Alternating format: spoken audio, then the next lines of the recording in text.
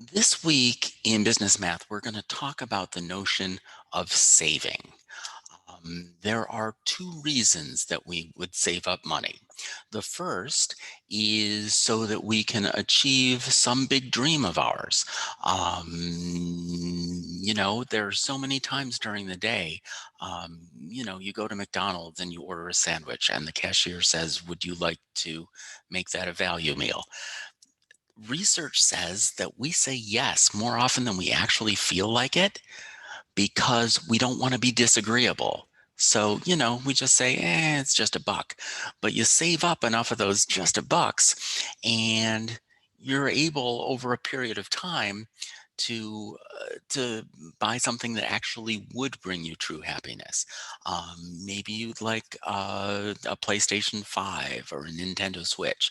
Maybe you want to take a vacation to another part of the world, to see something you've never seen before, or to visit family you don't see enough.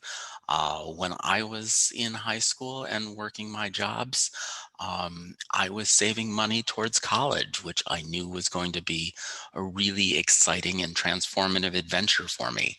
Um, so that's one of the reasons we save, is so those big dreams of our lives can come true. The other reason we save is kind of the opposite. We want to avoid the nightmares of our lives from coming true.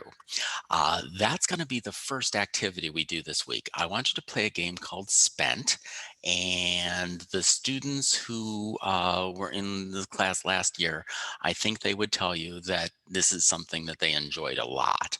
The idea of Spend, it's not a very happy story, but the idea is that you have just lost your job and lost your house, and you have just $1,000 left to your name. And so what you have to do is you have to get an apartment, get a menial job, find some way to get to work every day, and then try and make that $1,000 last for 30 days. What you're going to find is that those 30 days are filled with gut checking decisions about, do you give away those dollars, or do you live without the things that those dollars would have bought? Um, if I want to give you my honest advice, I think you should try playing the game more than once. It's over pretty quickly, and as I say, it's fairly enjoyable. The first time I played the game, I'm playing to win, and so a question comes up. It's your kid's birthday. Do you buy a kid a birthday present? And the first time I played the game, I'm like, no, screw you, kid. I'm trying to win the game. I want to have money at the end of the month. And the second time, I go through and actually live my values, because in the real world, I wouldn't do that.